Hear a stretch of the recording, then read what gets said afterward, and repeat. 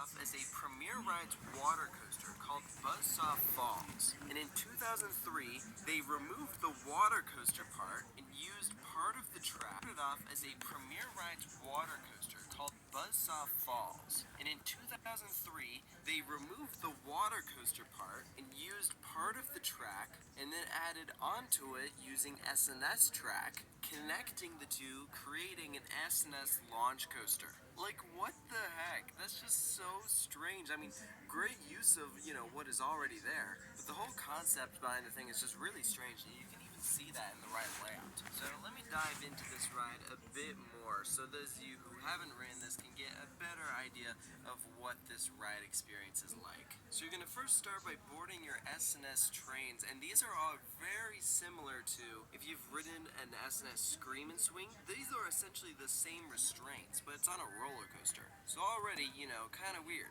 But you slide out of the station and actually go up this transfer up to the launch track. It literally slides you up and over using this counterweight. It's crazy. It reminds me of how the Mr. Freeze roller coasters slide you out onto the launch track. This kind of does the same thing. So you pull forward a bit, come to a stop, you're just going to roll back a tiny bit, and then there's this stoplight that goes from red, yellow to kind of does the same thing. So you pull forward a bit, come to a stop, you're just going to roll back a tiny bit, and then there's this stoplight that goes from red, yellow to green, and you launch out. This is 0 to 53 miles per hour in just over 2 seconds. So it's a pretty forceful launch. Remember, S&S is the same company that did Doda Donpa, which is the world's fastest acceleration on a roller coaster. I'd say it's a forceful launch. So I really enjoy that, and then you actually go up and over an airtime hill first thing. So again, remember how I said this layout is kind of weird? We first start things off with an airtime hill, and then following it, we have this section that is pretty much all low to the ground,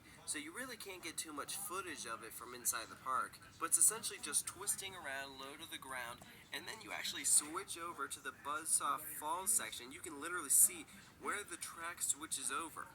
It is a completely different track style. And I wouldn't say that one style of track is smoother than the other. You won't feel the transition or anything. The transition is done very smoothly.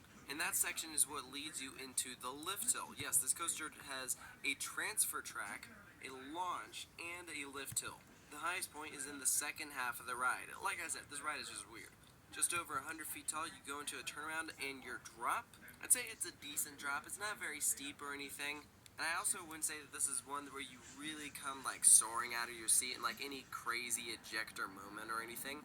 Probably the most airtime you're going to get on this ride is on that airtime hill after that launch. But after that drop, you actually go into this bank turnaround and then into the brake run. So that section after the lift hill is rather short in my opinion. Most of the ride is spent from the launch leading up to the lift hill. So if I had one complaint, I would say it would be kind of nice to see it balanced out a bit more, where you see the second half of Powder Keg just as long as the first half. But also, I'm glad that the lift hill and drop place, because if the ride just ended and didn't have that section with the lift hill or drop, then the ride would be really short. So I am glad it's there, definitely. But I think this is the ride that when you go to Silverado City, definitely make sure to ride it, just because it's such a strange experience.